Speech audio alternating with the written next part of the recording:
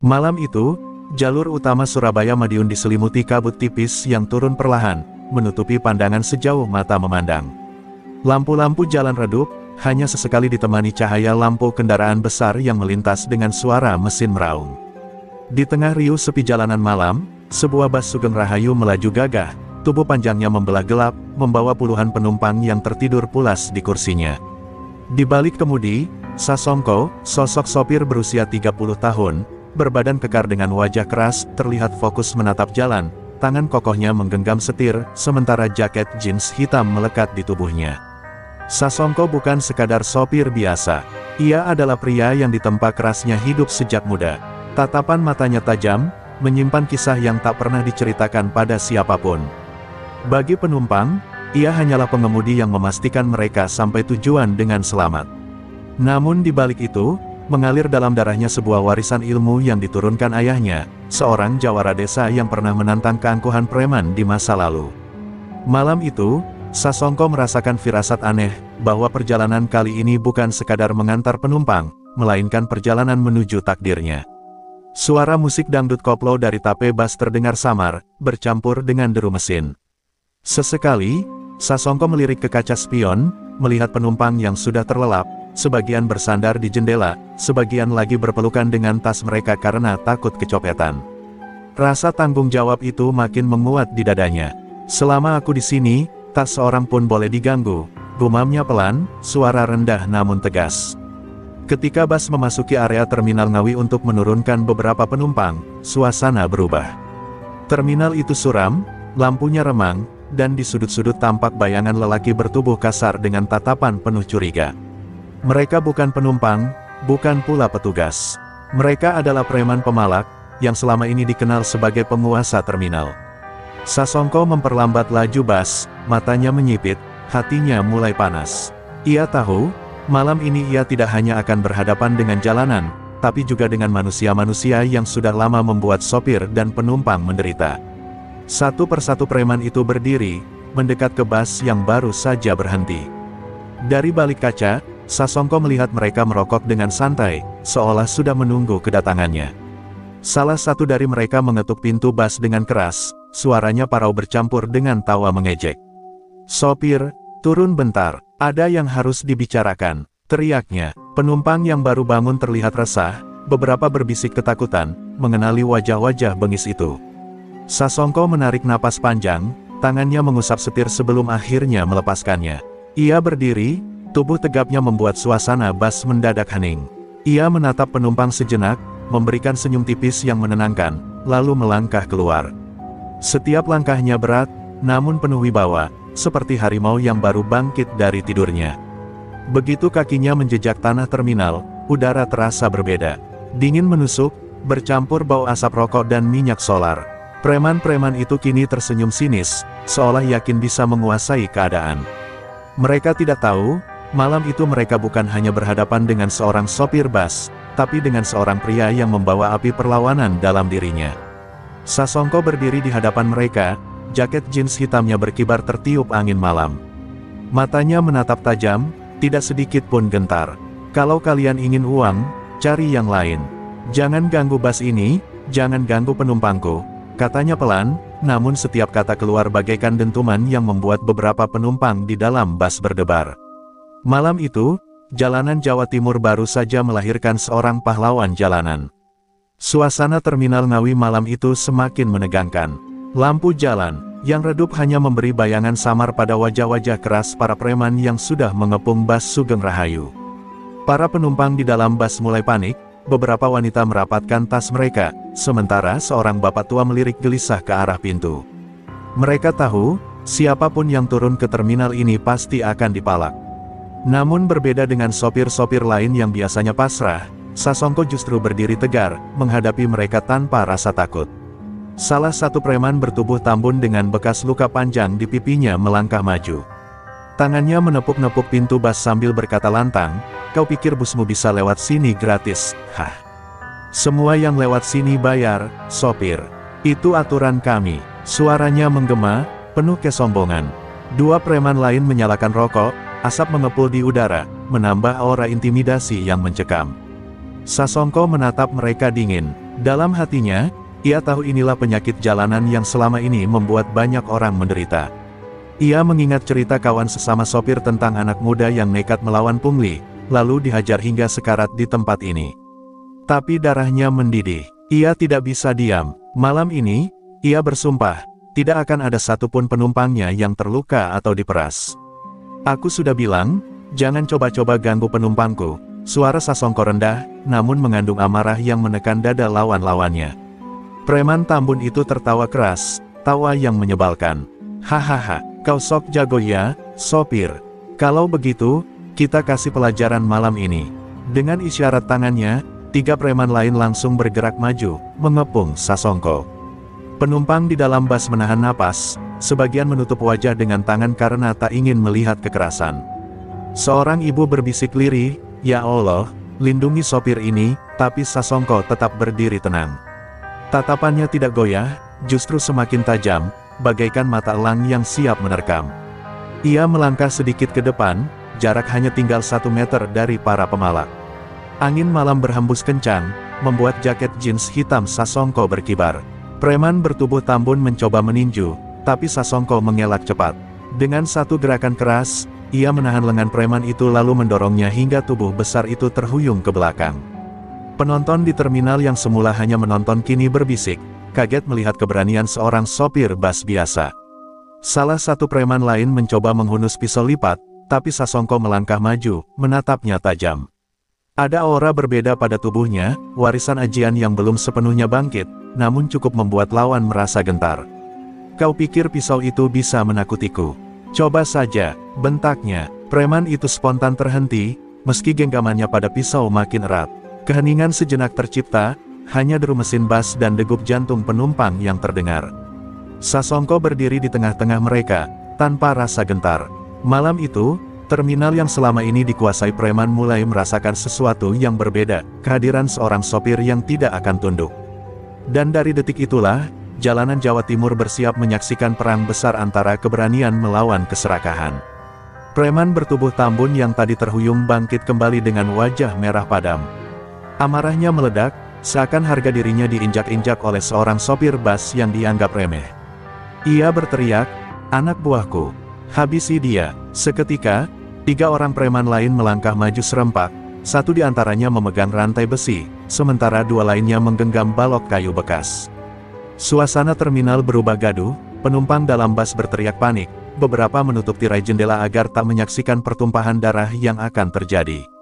Sasongko tetap berdiri tegap, matanya berkilat menatap lawan-lawan yang siap menghajarnya. Ia tahu, malam ini adalah awal dari pertempuran panjang. Nafasnya diatur, detak jantungnya berdentum cepat, namun tekadnya lebih keras dari baja. Dengan tenang ia berkata, "Kalau kalian ingin uang, silakan coba rebut dari tanganku. Tapi aku peringatkan, jangan pernah sentuh penumpangku." Kata-kata itu bagai cambuk, membuat para preman justru semakin kalap. Preman pertama melompat maju, ayunan rantai besinya memecah udara, suaranya menderu menakutkan. Namun Sasongko sigap menghindar, rantai itu menghantam tiang besi terminal hingga percikan api kecil terlihat.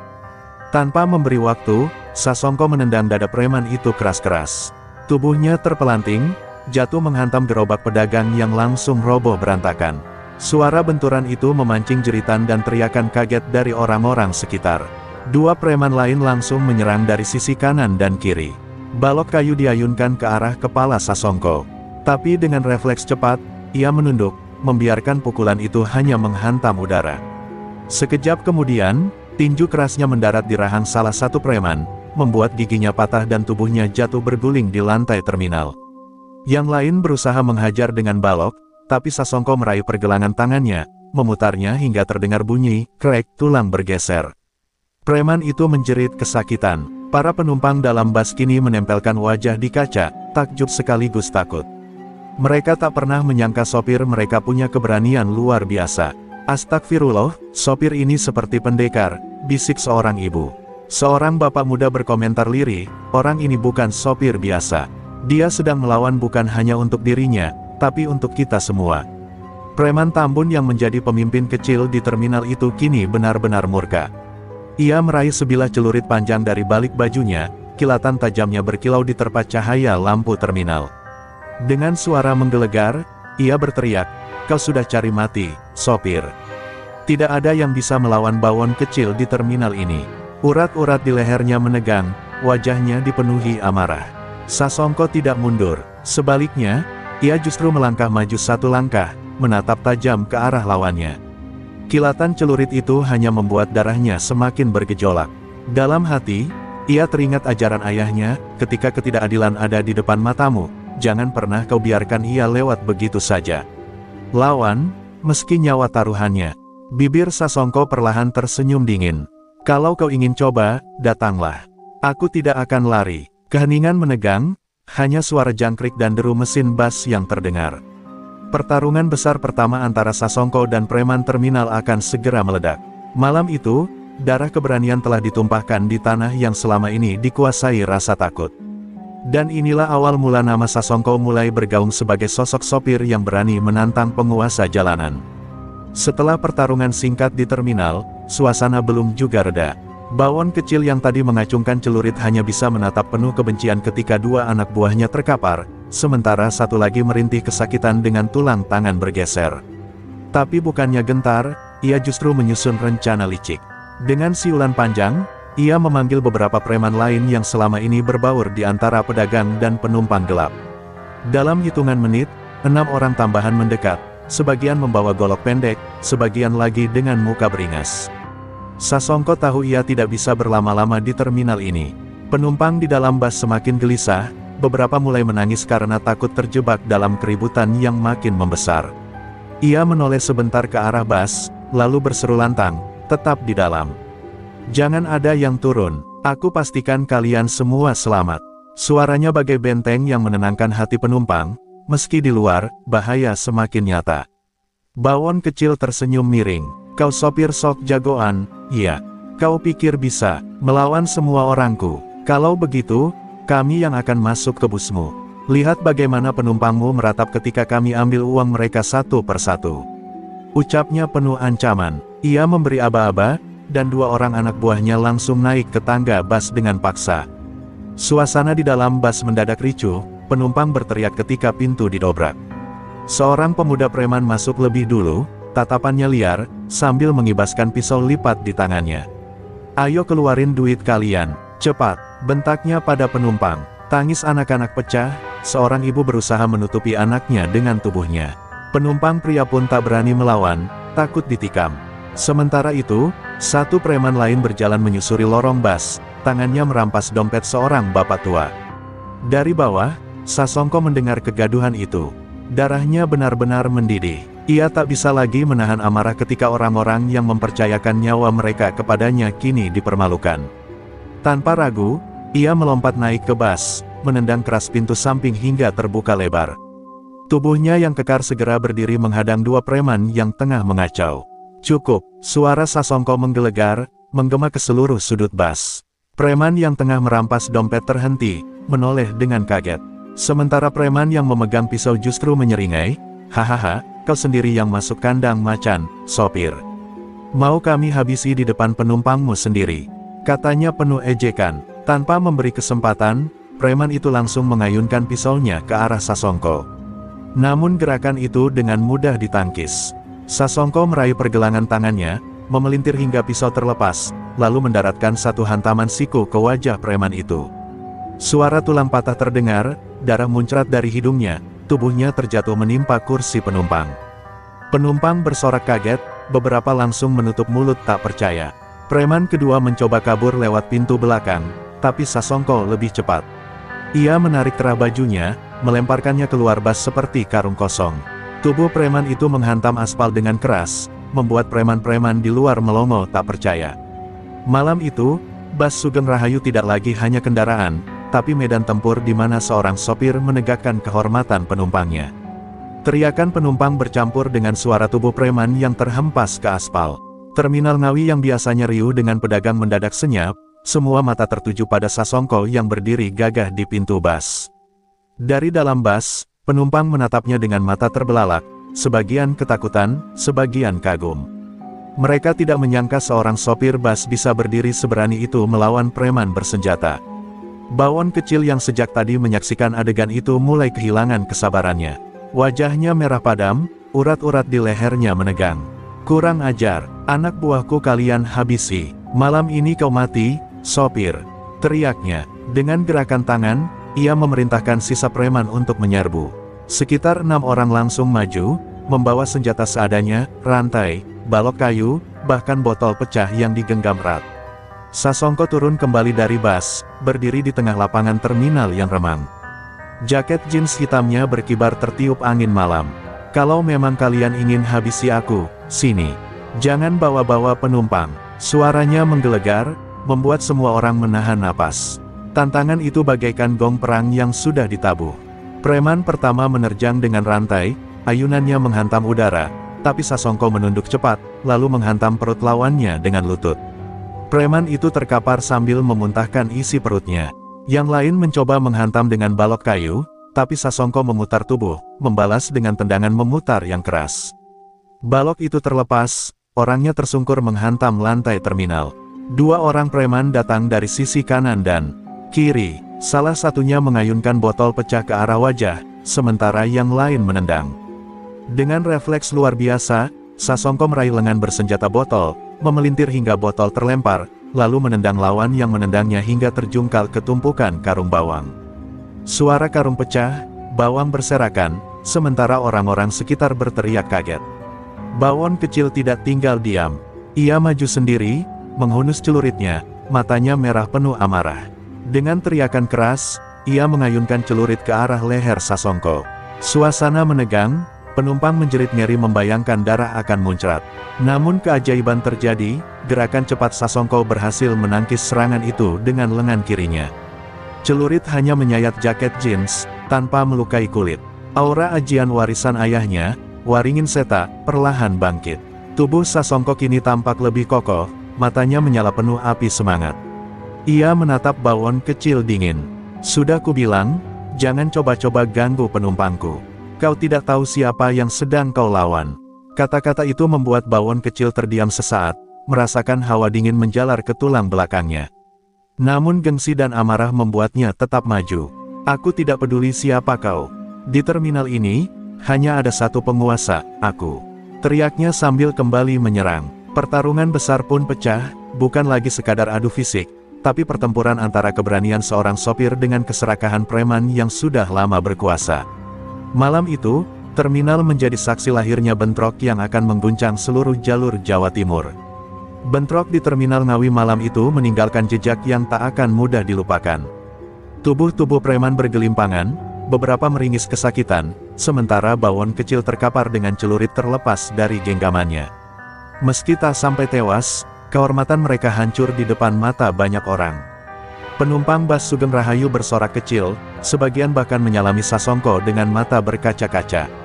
"Terima kasih, Mas, kalau bukan karena panjenengan, entah apa nasib kami," ucap seorang bapak tua dengan suara bergetar. Sasongko hanya mengangguk singkat. Dalam hatinya, ia tahu kemenangan ini hanyalah awal.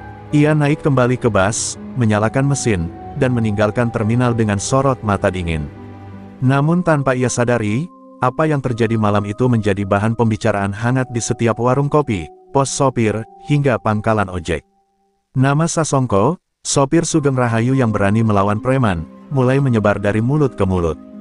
Di sepanjang jalur Jawa Timur, para sopir bus dan truk yang biasanya tunduk pada preman kini mendapat secercah harapan. Mereka mendengar kabar tentang seorang sopir yang tidak hanya menolak dipalak, tapi juga mampu melawan dengan tangan kosong. "Kalau Sasongko bisa, kenapa kita harus takut?" Begitu kata seorang sopir truk di warung makan dekat Mojokerto, sambil mengepalkan tinjunya penuh semangat. Namun di sisi lain, berita ini juga sampai ke telinga para preman besar yang lebih berbahaya. Mereka merasa terusik, karena reputasi mereka dipermalukan oleh seorang sopir bus. Terutama Bawon, sang pemimpin jaringan preman Jawa Timur yang dikenal bengis dan tak kenal ampun. Mendengar anak buahnya dipermalukan, wajahnya mengeras bagai batu. "Siapapun dia, aku akan pastikan dia menyesal sudah lahir ke dunia ini," geramnya, sambil menghantam meja hingga gelas pecah berantakan.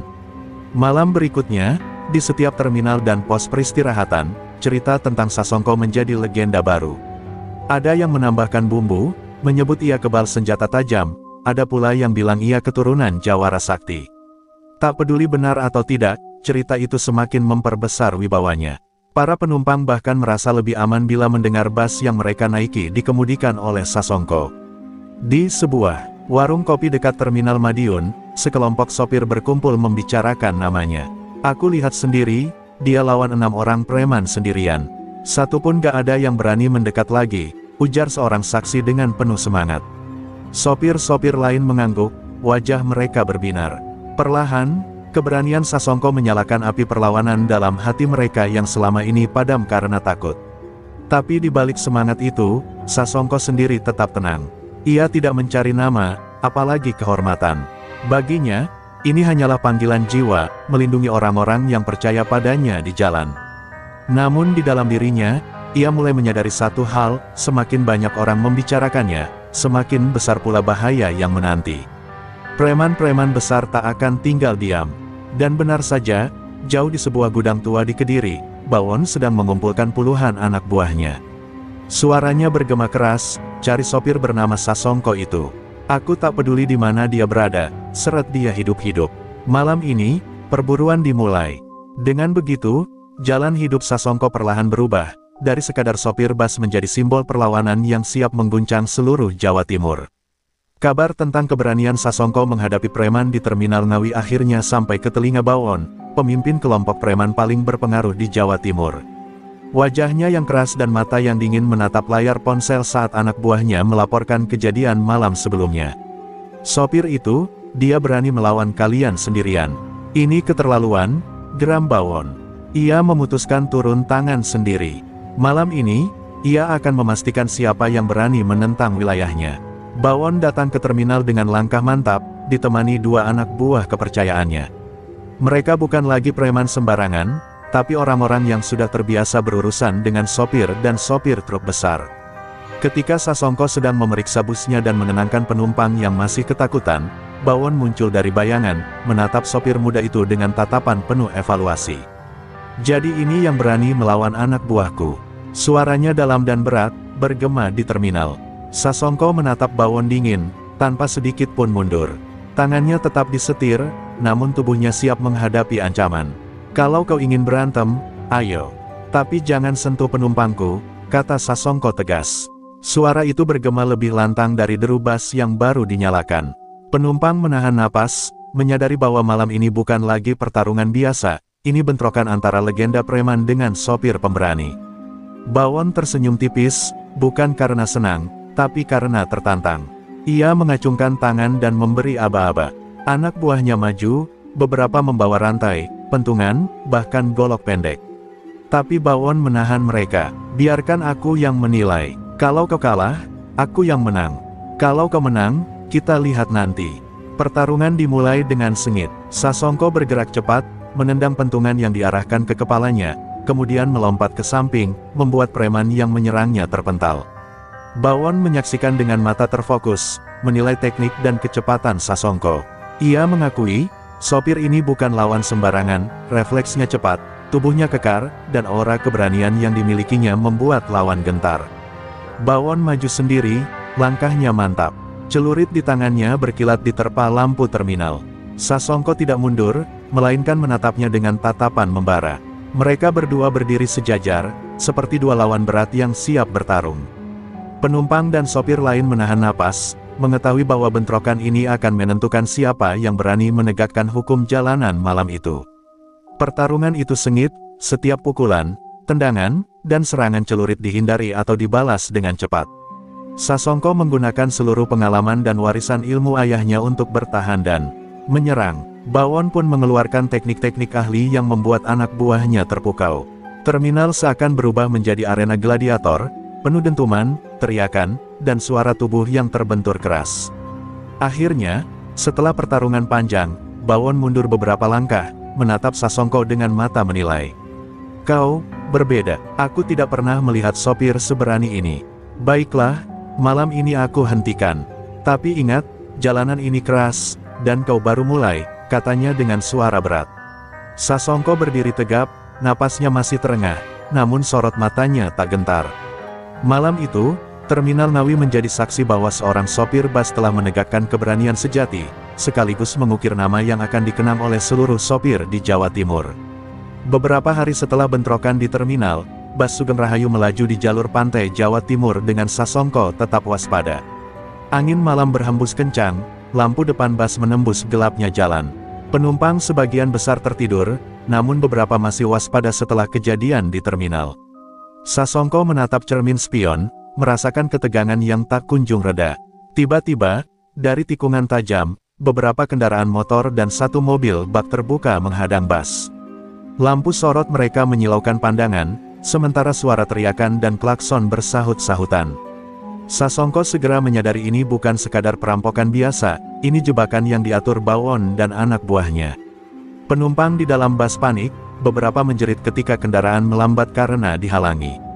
Seorang preman menepuk kap mobil bak, lalu berteriak lantang, "Turun, sopir. Uangmu dan penumpangmu, sekarang juga." Suara itu bergema di malam sunyi, penuh ancaman. Namun Sasongko tetap tenang. Ia menepikan bus sedikit, menyalakan lampu hazard, dan memutar setir dengan sigap. Tangannya bergerak cepat, menyiapkan strategi agar bus tetap bisa lepas dari jebakan. Preman lain mencoba mendekat dari sisi kanan dengan rantai panjang, siap menghancurkan kaca jendela. Sasongko menginjak pedal rem, membuat bus melompat sedikit, lalu menendang pintu samping dengan lututnya. Preman yang mencoba naik terlempar, menimbulkan suara benturan keras. Penumpang berteriak kagum sekaligus takut, menyadari bahwa sopir mereka bukan orang biasa. Bawon sendiri turun dari mobil bak dengan wajah dingin. "Sopir ini semakin berani," gumamnya. Ia melangkah ke depan dengan celurit di tangan, mengawasi anak buahnya. Sasongko menatap balik, matanya bersinar dengan keberanian yang membara. "Kalau mau mampus, datanglah," teriaknya, suaranya keras menembus malam. Preman mencoba mengeroyok bus dari segala sisi. Sasongko, dengan refleks luar biasa, menggerakkan setir, menghindari serangan rantai, menyalakan klakson keras-keras, dan sesekali menekan pedal gas hingga bus meluncur menabrak kendaraan yang menghalangi. Beberapa preman terlempar, beberapa lain terhuyung ketakutan. Terminal atau jalan raya, bagi Sasongko, bukan lagi sekadar jalur, itu medan tempur hidup dan mati. Pertarungan semakin sengit ketika salah satu motor preman menabrak pintu belakang bus. Sasongko menendang pedal rem mendadak, membuat motor itu terjungkal ke aspal. Para penumpang menjerit kaget, sebagian menutupi wajah mereka. Namun mata Sasongko tetap fokus. Ia tahu, satu kesalahan bisa berakibat fatal, bukan hanya bagi dirinya, tapi juga penumpang yang di dalam bus. Akhirnya, dengan manuver cepat, bus berhasil melewati cekungan jalan yang dijaga preman. Bawon menatap dari kejauhan dengan mata menyala penuh amarah.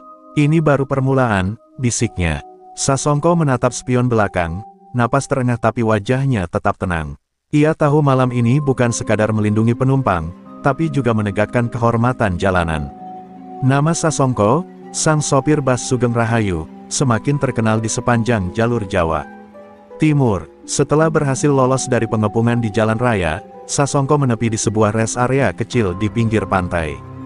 Hatinya masih berdebar, tubuhnya lelah, tapi sorot matanya tak pernah surut. Ia merasakan aura Bawon dan anak buahnya masih mengintai di belakang. Malam itu, sunyi dan angin laut yang menusuk membuatnya sadar bahwa situasi ini sudah tidak bisa dihadapi dengan kekuatan biasa. Sasongko menutup mata sejenak, mengatur napas, lalu merapal mantra warisan ayahnya, Ajian Waringin Seta, ilmu sakti yang selama ini ia simpan sebagai senjata terakhir. Tubuhnya mulai bergetar halus, dan aura biru samar tampak melingkupi dirinya. Angin malam seakan menari mengikuti getaran energi yang keluar dari seluruh pori-porinya. Ia tahu, malam ini ia harus membangkitkan seluruh kekuatan agar bisa menandingi Bawon. Tak lama kemudian, suara mesin motor terdengar dari kejauhan, anak buah Bawon sedang mengintai. Namun saat mereka mendekat, aura Waringin Seta yang terpancar membuat bayangan mereka seakan terdistorsi. Beberapa preman tiba-tiba kehilangan keseimbangan, langkah mereka terhenti sejenak, dan wajah mereka berubah pucat ketakutan. Mereka belum pernah melihat kekuatan seperti ini. Sasongko membuka matanya perlahan, sorot matanya kini menembus gelap malam, dan setiap gerakan tangannya tampak dipenuhi energi tak terlihat. Ia menendang batu besar ke arah motor preman, tapi bukan sekadar tendangan biasa, tendangan itu membawa gelombang energi yang membuat motor tersungkur beberapa meter dari jalurnya. Penumpang yang sebelumnya mengikuti kabar dari jalan raya melalui ponsel langsung terpukau melihat rekaman malam itu. Baon, yang memantau dari kejauhan, segera menyadari ada sesuatu yang berbeda. Sopir itu, ada ilmu sakti yang bangkit. Geramnya, ia menarik napas panjang, lalu menggerakkan anak buahnya mundur sementara untuk mengevaluasi situasi. Malam ini, bukan lagi sekadar perkelahian fisik, mereka berhadapan dengan kekuatan yang bahkan beberapa preman senior pun tak berani lawan. Sasongko merasakan aliran energi mengalir dari kepala hingga ujung kaki, menguatkan setiap serangan dan pertahanannya. Ia menatap terminal berikutnya yang terlihat samar di kejauhan. Mereka akan datang lagi, tapi kali ini aku siap, gumamnya. Ajian Waringin Seta bukan sekadar kekuatan fisik, ini adalah simbol keberanian dan pelindung bagi setiap penumpang yang ia bawa di Bas Sugeng Rahayu. Beberapa preman mencoba mendekat lagi, tapi saat mereka melangkah, tanah di bawah kaki mereka seakan menolak. Gelombang energi membuat mereka terhuyung, rantai dan pentungan mereka terlepas dari tangan. Sasongko maju selangkah demi selangkah, aura Waringin Seta mengelilinginya seperti perisai tak terlihat. Malam itu, bahkan bintang-bintang seakan menunduk memberi hormat pada keberanian seorang sopir. Di akhir malam, Bas Sugeng Rahayu kembali melaju dengan aman. Penumpang terdiam, sebagian masih tak percaya dengan apa yang baru saja mereka saksikan. Sasongko duduk di kursi pengemudi, napas masih berat, namun hati tenang. Nama Sasongko dan kekuatan ajian Waringin Seta mulai terdengar dari mulut ke mulut sopir lain, membuat setiap preman di jalur Jawa Timur mulai merasakan ketakutan baru yang belum pernah mereka rasakan sebelumnya. Pagi itu, jalur pantai Jawa Timur yang biasanya rawan preman mendadak hening. Kabar tentang kebangkitan ajian Waringin Seta milik Sasongko sudah tersebar di antara sopir dan pengemudi truk.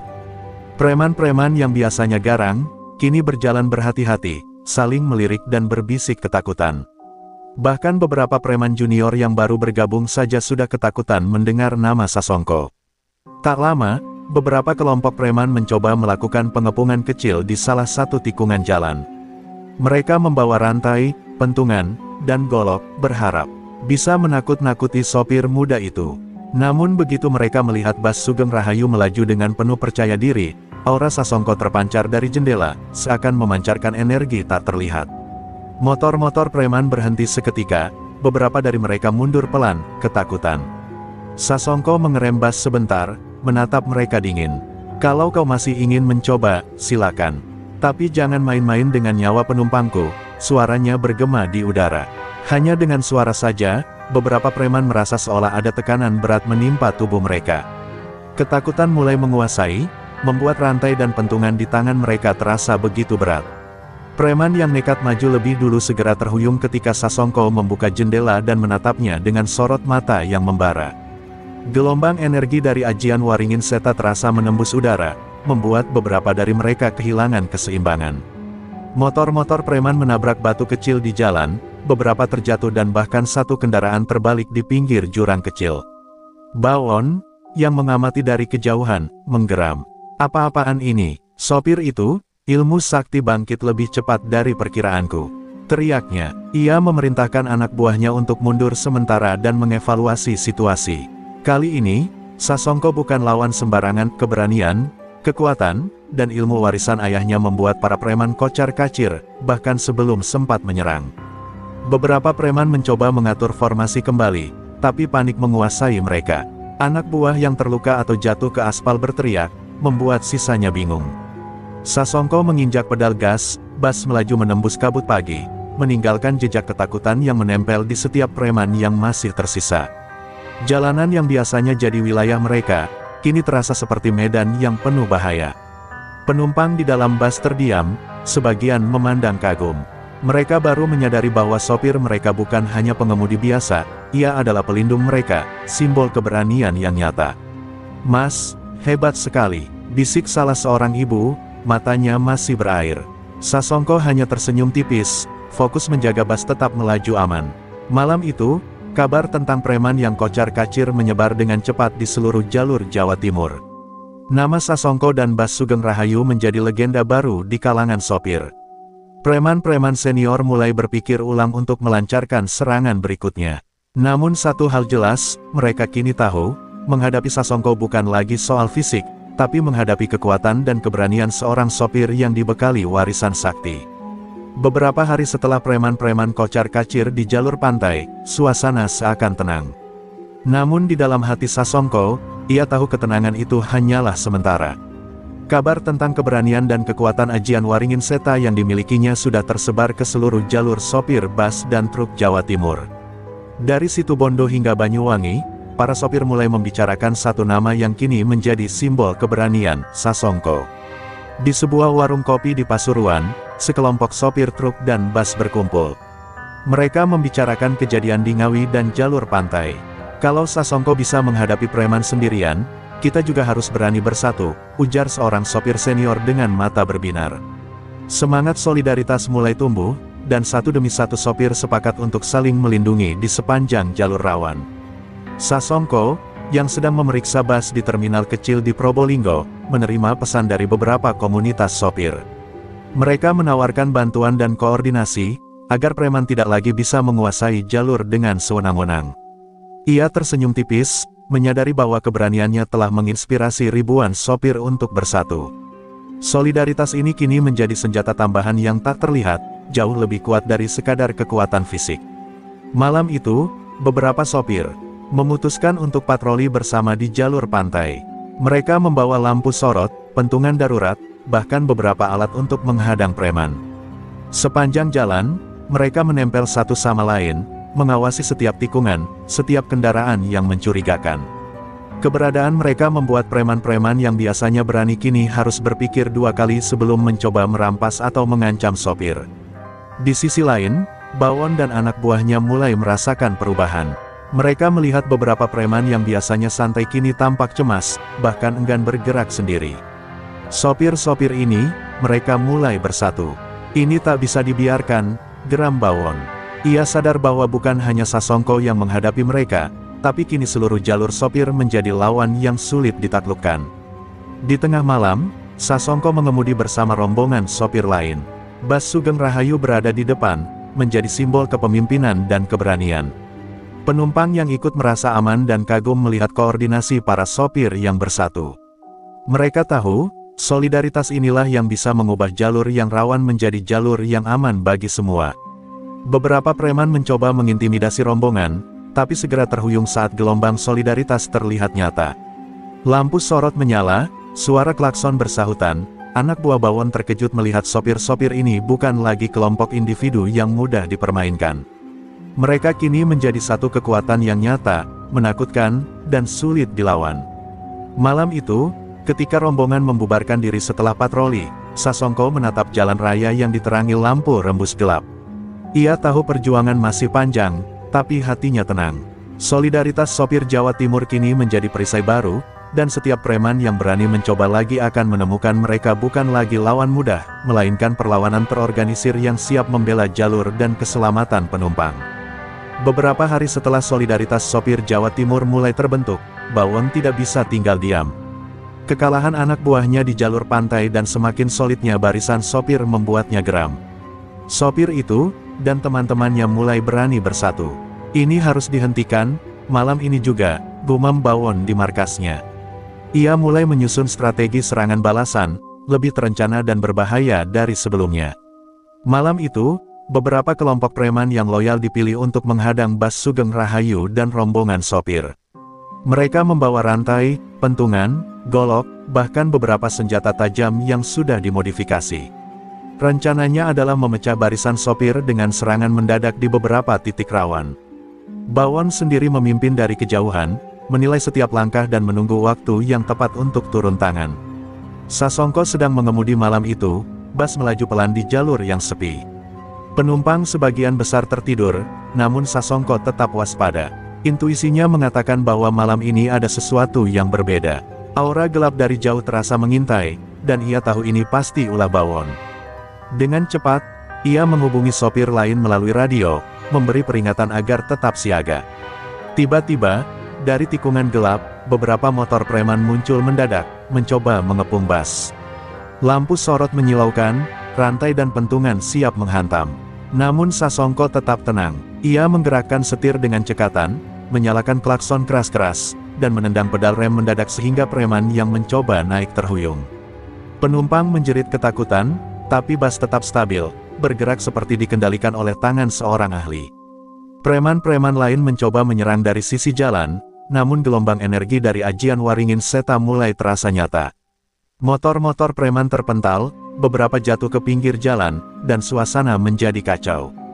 Para sopir yang mendampingi Sasongko bergerak cepat, menutup celah dan menekan anak buah Bawon agar mundur. Solidaritas sopir mulai terlihat sebagai kekuatan nyata, bukan sekadar simbol. Bawon, yang mengamati dari kejauhan, menggeram penuh amarah. Ini sopir itu, lebih kuat dari perkiraanku. Ia memerintahkan beberapa anak buahnya untuk mundur sementara, namun tetap menjaga posisi strategis. Malam itu, ia sadar bahwa menghadapi Sasongko bukan lagi soal serangan fisik biasa, tapi menghadapi kombinasi keberanian, skill, dan solidaritas sopir yang luar biasa. Sasongko memanfaatkan momentum, memacu bus dengan manuver yang tepat, menghindari serangan sekaligus menakut-nakuti preman. Beberapa preman ketakutan hingga terhuyung, sementara yang tersisa memilih mundur. Penumpang menatap kagum, sadar bahwa sopir mereka bukan hanya melindungi mereka, tapi juga mengendalikan jalur yang sebelumnya dikuasai preman. Saat malam beranjak dini hari, jalur kembali aman. Nama Sasongko, Bas Sugeng Rahayu, dan solidaritas sopir Jawa Timur kini menjadi legenda yang menakutkan bagi setiap preman. Bawon menatap dari kejauhan, wajahnya merah karena amarah, namun mata penuh penghormatan terhadap kekuatan sopir muda itu. Ia tahu, pertempuran sesungguhnya baru akan dimulai, dan Sasongko siap menghadapi babak berikutnya. Kabar serangan balasan Bawon menyebar cepat. Sopir-sopir di seluruh jalur Jawa Timur bersiap menghadapi kemungkinan terburuk. Terminal kecil di Ngawi yang biasa ramai mendadak terasa tegang. Penumpang dan sopir menatap sekeliling, sadar bahwa malam ini bukan sekadar aktivitas biasa, tapi medan pertarungan yang menentukan. Sasongko sudah berada di terminal, memeriksa Bas Sugeng Rahayu dan memastikan penumpang aman. Ia mengatur sopir lain untuk berjaga di titik strategis. Solidaritas sopir menjadi senjata utama kali ini, mereka membentuk barisan, siap menghadang setiap gerombolan preman yang mencoba menyerang. Mata mereka berkobar, tak ada rasa takut, hanya tekad yang sama, menjaga jalur dan penumpang. Malam itu, Bawon muncul dengan puluhan anak buahnya. Mereka membawa pentungan, golok, dan senjata tajam lainnya. Terminal yang biasanya ramai kini sepi, hanya terdengar langkah berat dan suara napas tegang para sopir. Begitu Bawon menginjak aspal, aura menakutkan dari dirinya terasa menekan. Namun Sasongko tetap tenang, memandangnya dengan sorot mata membara. Pertarungan pun dimulai. Anak buah Bawon menyerang secara bersamaan dari beberapa sisi, tapi barisan sopir yang dipimpin Sasongko menahan gempuran. Beberapa preman terhuyung akibat teknik serangan yang tak terduga, sementara gelombang energi ajian Waringin Seta membuat serangan lawan menjadi kurang efektif. Suara benturan, jeritan, dan benda yang pecah memenuhi terminal, menciptakan kekacauan penuh. Sasongko bergerak cepat, menangkis pentungan dengan setir bas, menghindari serangan golok, dan sesekali memanfaatkan momentum untuk menendang atau menepuk lawan hingga terjungkal. Anak buahnya yang lain mengikuti gerakannya, membentuk koordinasi yang sempurna. Terminal kini menjadi arena gladiator yang dipenuhi keberanian sopir melawan kejahatan preman. Bawon turun tangan langsung, menghadapi Sasongko seorang lawan satu. Celurit berkilat di tangannya, langkahnya mantap, aura mengerikan terpancar dari setiap gerakan. Sasongko menatap balik, tubuhnya siap, tangan tetap disetir sebagai penopang, sekaligus mengatur langkah serangan balik. Kedua sosok itu berdiri sejajar, menunggu detik berikutnya untuk bentrokan sengit yang menentukan nasib malam itu. Pertarungan mereka sengit, setiap tebasan celurit ditangkis, setiap serangan dibalas dengan cepat. Sasongko memanfaatkan ilmu warisan ayahnya untuk menghadapi gerakan Bawon, memanfaatkan kekuatan dan energi ajian Waringin Seta. Anak buah preman yang tersisa melihat, beberapa mundur ketakutan, sadar bahwa bos mereka kini terancam oleh seorang sopir muda yang luar biasa. Ketika fajar mulai menyingsing, Bawon memutuskan mundur sementara. Terminal berantakan, kursi dan meja hancur, beberapa preman terluka. Sasongko berdiri tegap, tubuhnya lelah tapi mata tetap membara. Solidaritas sopir terbukti kuat, dan malam itu menegaskan satu hal, jalur sopir di Jawa Timur kini memiliki pemimpin berani yang siap melawan kejahatan. Nama Sasongko semakin diperhitungkan, sementara Bawon mulai merencanakan balas dendam yang lebih besar. Setelah pertarungan sengit di terminal, Sasongko duduk di dalam bas Sugeng Rahayu, menatap jalan kosong di depan. Napasnya masih berat, tubuh lelah, namun hatinya tetap tenang. Penumpang yang ikut merasa aman, tetapi tidak mengetahui satu rahasia yang selama ini disimpan sopir muda itu, masa lalu yang membentuk keberanian dan kekuatannya. Sasongko teringat ayahnya, seorang sopir legendaris yang juga menguasai ajian Waringin Seta. Sejak kecil, ia dilatih untuk menjadi sopir tangguh sekaligus pelindung penumpang. Ayahnya mengajarkan bahwa jalanan penuh bahaya, dan kekuatan bukan hanya untuk melawan preman, tapi untuk menegakkan keadilan. Semua latihan, setiap ilmu yang diwariskan, bertujuan agar ia bisa menghadapi situasi seperti yang ia hadapi sekarang. Namun ada sisi gelap masa lalu Sasongko yang jarang diketahui orang. Saat remaja, ia pernah kehilangan kakak laki-lakinya dalam serangan preman di Terminal Lumajang. Peristiwa itu meninggalkan trauma dan dendam yang mendalam, sekaligus menyalakan api keberanian di dalam dirinya. Setiap kali menghadapi preman, ia selalu teringat janji pada dirinya sendiri, tidak ada sopir yang akan mengalami penderitaan yang sama. Di malam itu, saat bas melaju di jalur sepi, Sasongko membuka kotak kayu kecil yang diberikan ayahnya sebelum meninggal. Di dalamnya terdapat gulungan mantra, foto keluarga, dan catatan latihan. Ia menatapnya sejenak, mengingat semua pelajaran yang telah membuatnya mampu menghadapi Bawon dan preman-preman brutal. Semua itu bukan sekadar kekuatan fisik, tapi warisan keberanian dan integritas yang tak ternilai. Penumpang yang duduk di kursi belakang menatapnya penasaran. Salah seorang berani bertanya, "Mas, kenapa Mas bisa seberani ini?" Sasongko tersenyum tipis, menatap jalan di depan. "Setiap orang punya alasan untuk berjuang," jawabnya singkat. Kata-kata itu menimbulkan rasa kagum dan hormat di antara penumpang, meskipun mereka belum sepenuhnya memahami kedalaman cerita masa lalunya. Rahasia masa lalunya membuat Sasongko semakin fokus. Ia sadar bahwa Bawon bukan sekadar preman biasa, tapi ancaman nyata yang bisa melumpuhkan sopir lain jika tidak dihadapi dengan strategi matang. Ia mulai merencanakan langkah berikutnya, bagaimana memanfaatkan solidaritas sopir dan kekuatan ajian Waringin Seta untuk menghadapi serangan besar yang pasti akan datang. Saat bas melintasi tikungan di tepi jurang, bayangan masa lalu dan pengalaman pahitnya seakan menyatu dengan semangatnya. Sasongko tahu, kekuatan terbesar bukan hanya ilmu sakti atau keberanian fisik, tapi juga tekad yang lahir dari pengalaman hidup, dari janji yang ia buat pada dirinya sendiri dan pada keluarga yang telah hilang. Malam itu, Sasongko menatap bintang di langit Jawa Timur. Ia siap menghadapi apapun yang akan datang. Rahasia masa lalunya bukan lagi beban, tapi sumber kekuatan. Bawon dan preman-preman lain mungkin merencanakan serangan besar, tapi Sasongko memiliki motivasi yang tak akan goyah, melindungi jalur, penumpang, dan membalas ketidakadilan yang pernah merenggut keluarganya. Setelah rahasia masa lalunya terungkap bagi dirinya sendiri, Sasongko semakin mantap menghadapi ancaman Bawon. Bas Sugeng Rahayu kini bukan sekadar kendaraan, tetapi simbol keberanian dan perlawanan sopir terhadap preman-preman yang menindas. Penumpang dan sopir lain mulai melihat bas itu sebagai pelindung jalur, tempat aman yang bisa menantang ketidakadilan. Di setiap terminal dan jalur rawan, kabar tentang bas Sugeng Rahayu menyebar cepat. Sopir lain yang biasanya diam dan takut mulai berani bersatu, membentuk patroli gabungan yang mengikuti rute bas. Preman-preman yang dulu merasa tak terkalahkan kini mulai berhati-hati, bahkan enggan mendekati bas saat melintas. Nama Sasongko dan Sugeng Rahayu menjadi legenda yang menakutkan. Sasongko memanfaatkan momentum ini. Ia mengatur strategi patroli, memanfaatkan solidaritas sopir, dan memastikan setiap gerakan preman di jalur bisa terdeteksi. Bas melaju di malam hari, lampu depan menembus gelap, dan suara klakson menjadi peringatan bagi siapapun yang mencoba menyerang. Setiap kali bas berhenti, sopir lain berkumpul, menegaskan bahwa mereka bersatu.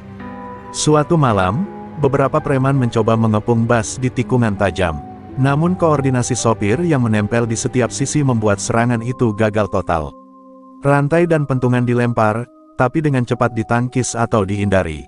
Sasongko mengendalikan bas dengan refleks luar biasa, memanfaatkan manuver dan aura ajian Waringin Seta untuk melumpuhkan serangan tanpa melukai penumpang. Beberapa penumpang merekam kejadian itu dengan ponsel. Video tersebut viral di kalangan sopir dan masyarakat umum, membuat citra Bas Sugeng Rahayu semakin kuat. Sopir lain mulai menempel di jalur, memastikan keamanan, sementara preman-preman yang sebelumnya menindas kini mundur, takut menghadapi kekuatan gabungan yang terorganisir. Bawon yang mengamati dari kejauhan merasa kesal. Strategi balas dendamnya gagal total, dan Bas Sugeng Rahayu kini menjadi simbol perlawanan yang bahkan anak buahnya pun segan. Ia menyadari bahwa menghadapi Sasongko bukan hanya soal fisik, tapi juga menghadapi kekuatan moral dan solidaritas sopir yang baru bangkit.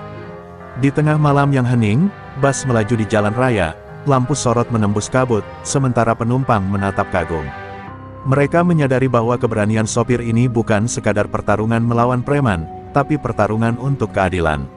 Setiap tikungan yang dilewati Bas Sugeng Rahayu menjadi saksi bisu perlawanan yang tak tergoyahkan. Malam itu, ketika Bas berhenti sejenak di tepi jalan, Sasongko menatap jalur yang telah ia lindungi. Ia tahu pertempuran belum selesai, tapi simbol yang ia ciptakan, Bas Sugeng Rahayu sebagai perlawanan, telah memberi harapan bagi sopir lain. Nama Sasongko semakin diperhitungkan, dan jalur Jawa Timur mulai berubah, bukan lagi wilayah preman, tapi jalur keberanian dan solidaritas. Setelah Bas Sugeng Rahayu menjadi simbol perlawanan, Bawon merasa harga dirinya terusik. Anak buahnya kalah, solidaritas sopir semakin kuat, dan nama Sasongko kini diperhitungkan di seluruh jalur Jawa Timur. Malam itu, di markas rahasianya, Bawon menatap peta jalur dan gerakan sopir. "Sudah cukup, kali ini aku akan menantang sopir itu langsung," geramnya. Esok harinya, Bawon mengirim pesan kepada Sasongko melalui anak buahnya, sebuah tantangan duel 1 lawan 1 di tengah terminal Lumajang. Ia ingin menghentikan legenda yang lahir dari Bas Sugeng Rahayu dan menegaskan bahwa ia masih penguasa jalur. Pesan itu menimbulkan ketegangan luar biasa, tidak hanya bagi Sasongko, tapi juga bagi seluruh sopir yang mengikuti jalurnya. Sasongko menerima tantangan itu dengan tenang. Ia tahu ini bukan sekadar duel fisik, tapi pertarungan kehormatan. Penumpang bas yang mengetahui kabar itu merasa cemas, namun percaya pada kemampuan sopir mereka. Solidaritas sopir lain mulai terlihat, mereka berkumpul di terminal untuk memberikan dukungan moral dan memastikan keselamatan jalur. Malam itu, terminal Lumajang berubah menjadi arena ketegangan. Lampu terminal berkelap-kelip, bayangan orang-orang terlihat bergerak, anak buah Bawon bersiap, membawa pentungan, golok, dan senjata tajam. Namun Bawon menegaskan bahwa duel ini hanya antara dirinya dan Sasongko, simbol perlawanan yang telah menginspirasi sopir Jawa Timur. Sasongko tiba dengan Bas Sugeng Rahayu, menurunkan penumpang yang diam penuh kagum. Ia berdiri tegap di depan terminal, menatap Bawon yang sudah menunggu. Aura ajian Waringin Seta mulai memancar, membuat udara di sekitarnya bergetar halus. Kedua mata mereka saling menatap, masing-masing menyimpan tekad membara. Duel pun dimulai. Bawon menyerang dengan cepat, setiap celurit dan pukulannya penuh kekuatan. Sasongko menghindar dengan gerakan cekatan, memanfaatkan ilmu warisan ayahnya dan refleks seorang sopir ulung. Benturan mereka menghasilkan percikan energi yang membuat anak buah dan sopir lain menahan napas. Ini bukan sekadar pertarungan fisik, tapi pertarungan kehormatan dan keberanian. Beberapa kali serangan Bawon hampir mengenai Sasongko, namun setiap kali ia berhasil memanfaatkan momentum untuk menyerang balik. Gelombang energi dari ajian Waringin Seta terpancar dari tubuhnya, menekan Bawon dan membuat gerakannya sedikit terhambat. Anak buah Bawon yang menonton mulai gelisah, sadar bahwa bos mereka mungkin kalah oleh seorang sopir muda. Ketika fajar mulai menyingsing, Bawon terpaksa mundur sementara, tubuhnya lelah dan wajahnya memerah karena amarah. Sasongko berdiri tegap, napasnya masih berat, tapi mata tetap membara. Terminal Lumajang menjadi saksi kemenangan moral, sekaligus simbol bahwa keberanian, solidaritas sopir, dan kekuatan warisan bisa menaklukkan ketidakadilan. Bas Sugeng Rahayu kini semakin dihormati, dan Bawon sadar bahwa pertarungan sesungguhnya baru akan dimulai, tetapi legenda Sasongko sudah tercipta. Terminal Lumajang malam itu berubah menjadi arena maut. Bawon menatap Sasongko dengan tatapan penuh dendam, sementara gelombang aura gelap dan tegang menyelimuti udara. Anak buah dan sopir lain menepi, memberi ruang bagi dua sosok yang akan menentukan nasib jalur Jawa Timur. Suara angin berdesir, seakan ikut menyaksikan pertarungan ini. Sasongko mengangkat tangan, memusatkan energi ajian Waringin Seta yang diwarisi dari ayahnya. Gelombang energi itu mulai terlihat di udara, menimbulkan cahaya halus di sekitar tubuhnya. Bawon tertawa sinis, lalu memunculkan ilmu ajian hitam yang selama ini ia rahasiakan. Kedua ajian yang bertemu menciptakan tekanan tak terlihat, membuat tanah di sekitar retak dan debu beterbangan. Serangan pertama dilepaskan oleh Bawon, celuritnya melesat cepat ke arah Sasongko. Namun Sasongko menggerakkan tubuhnya dengan cekatan, memantulkan energi ajian untuk menangkis serangan itu. Percikan cahaya muncul di udara setiap kali ajian mereka bertemu, membuat anak buah dan sopir lain menahan napas. Ini bukan lagi pertarungan biasa, ini duel ilmu warisan lawan ilmu hitam. Sasongko menyerang balik dengan tenaga penuh. Gelombang energi waringin seta membuat Bawon terhuyung beberapa langkah, memaksa ia untuk mundur sementara. Debu dan pecahan kursi terminal beterbangan, sementara anak buah Bawon yang menonton merasa takut dan terintimidasi. Solidaritas sopir tetap kokoh di belakang Sasongko, memberi ruang dan semangat bagi duel maut ini. Bawon mengamuk, melepaskan kombinasi serangan cepat yang mematikan. Setiap tebasan dan tendangan bertabrakan dengan energi ajian Sasongko. Kedua tubuh itu bergerak lincah, seolah menari di antara cahaya dan bayangan. Anak buah dan sopir yang menyaksikan hampir tak berani mengalihkan pandangan, ini pertarungan yang menentukan siapa penguasa jalur sebenarnya. Sasongko memanfaatkan momen ketika Bawon sedikit lengah. Dengan fokus penuh, ia mengarahkan energi ajian waringin seta ke satu titik kritis, menahan gerakan celurit Bawon dan membuatnya kehilangan keseimbangan. Bawon terhuyung, menabrak tumpukan kursi hancur. Debu dan pecahan kayu beterbangan, sementara semua penonton menahan napas, menyadari bahwa pertarungan ini mungkin akan berakhir malam itu. Bawon bangkit, wajahnya memerah, tapi mata menunjukkan rasa hormat yang tak terbendung. Ia sadar, Sasongko bukan sekadar sopir biasa, ia adalah pejuang sejati yang memadukan keberanian, pengalaman, dan ilmu warisan. Gelombang energi dari duel mereka mulai mereda, meninggalkan ketegangan yang luar biasa di terminal. Ketika fajar mulai menembus terminal, Sasongko berdiri tegap, napasnya masih berat, namun mata tetap membara. Bawon, yang kalah dalam duel langsung, memilih mundur teratur. Terminal Lumajang kini menjadi saksi kemenangan moral dan fisik Sasongko. Bas Sugeng Rahayu semakin dihormati, solidaritas sopir terbukti kuat, dan jalur Jawa Timur perlahan berubah menjadi wilayah yang aman dari penindasan preman. Setelah duel maut dengan Bawon, Sasongko berdiri di tengah terminal Lumajang, napasnya terengah-engah. Tubuhnya gemetar, luka-luka kecil mulai terlihat di tangan dan kakinya akibat benturan energi ajian dan serangan fisik. Meskipun kemenangan ada di tangannya, tubuhnya hampir tak mampu menahan rasa sakit dan kelelahan yang luar biasa. Penumpang dan sopir lain segera mendekat, menatap kagum sekaligus cemas. Mereka melihat sosok yang selama ini menjadi simbol keberanian kini terlihat lemah secara fisik. Salah seorang sopir senior berteriak, "Mas, istirahat sebentar. Jangan paksakan diri." Namun Sasongko tetap berdiri, menahan rasa sakit, sorot matanya tetap membara penuh tekad. Sementara itu, Bawon yang mundur teratur dari duel juga menatap dari kejauhan. Ia menyadari bahwa meskipun kalah, kekuatan Sasongko bukan tanpa batas. Jika sopir muda itu terlalu memaksakan diri, bisa jadi kesempatan untuk bangkit dan membalas akan muncul kembali. Pikiran itu membuat Bawon tersenyum tipis, namun hatinya tetap menahan amarah. Sasongko duduk sejenak di kursi terminal, mengusap luka di wajahnya, dan menarik napas panjang. Ia merasakan tubuhnya hampir tumbang, tapi tekadnya tetap utuh. Ia tahu bahwa jalur Jawa Timur kini membutuhkan sosoknya, bukan hanya sebagai pengemudi, tetapi sebagai pelindung dan simbol perlawanan. Solidaritas sopir menjadi penopang moral terbesar. Anak buah Bawon yang tersisa mulai mundur dari jalur, takut menghadapi sopir-sopir yang kini bersatu. Patroli gabungan sopir terus memastikan jalur tetap aman. Meski lelah, Sasongko melihat semangat baru dalam diri mereka, sebuah energi yang jauh lebih kuat daripada kekuatan fisik seorang preman. Sasongko merasakan gelombang energi ajian waringin seta masih berdenyut di tubuhnya, meski lemah. Ia tahu, ini bukan sekadar soal menang atau kalah. Setiap pertempuran meninggalkan bekas, setiap luka mengajarkan sesuatu. Malam itu, ia belajar bahwa keberanian dan ketekunan lebih penting daripada kekuatan fisik semata. Seiring fajar menyingsing, Sasongko berdiri perlahan, menatap jalur yang kini aman. Rasa sakit dan kelelahan hampir membuatnya tumbang, tetapi keyakinan bahwa jalur ini harus terlindungi memberinya kekuatan untuk tetap berdiri. Bas Sugeng Rahayu di sampingnya tampak berkilau diterangi sinar pagi, simbol kemenangan sekaligus perjuangan yang belum berakhir. Malam itu, terminal Lumajang sunyi, hanya terdengar hembusan angin dan suara langkah sopir yang berjaga. Sasongko tersenyum tipis, tahu bahwa meski hampir tumbang, tekad dan solidaritas sopir telah menciptakan perubahan besar.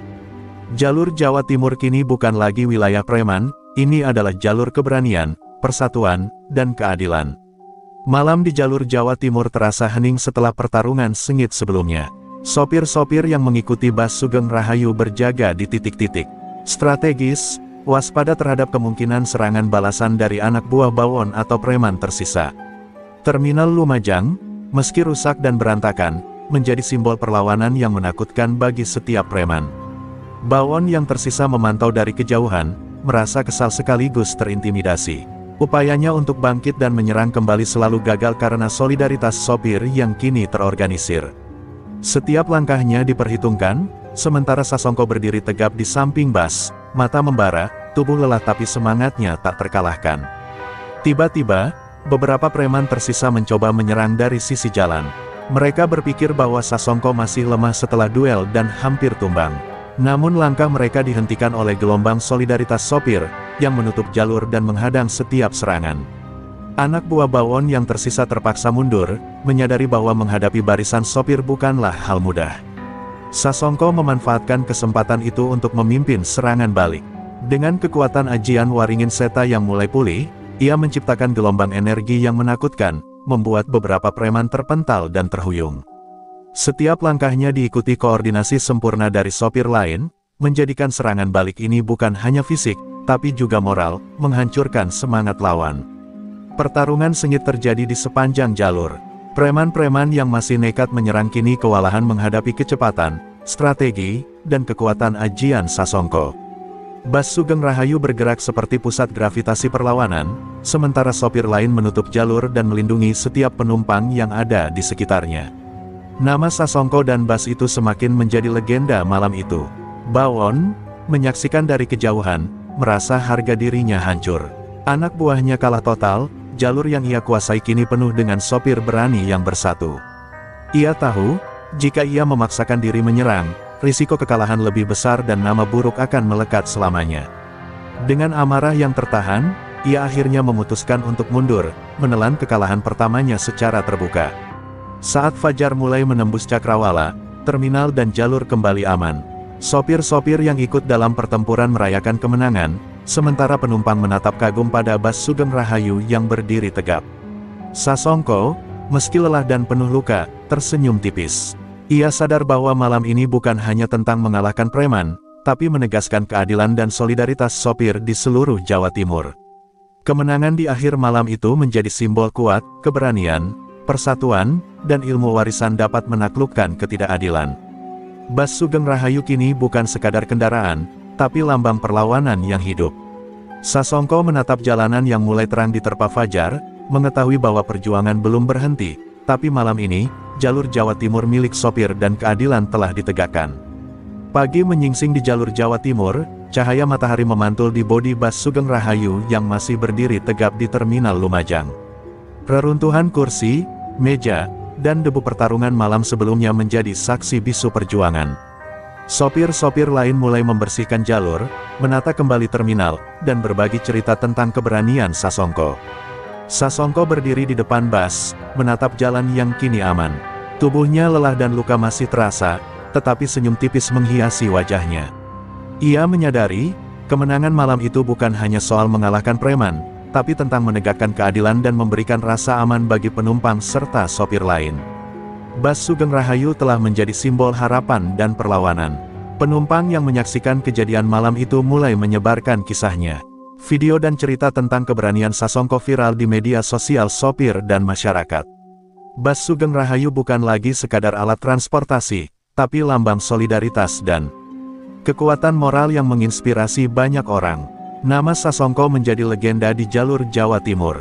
Sasongko menundukkan kepala sejenak, mengingat ayahnya dan warisan ilmu ajian Waringin Seta yang kini telah ia gunakan untuk melindungi jalur.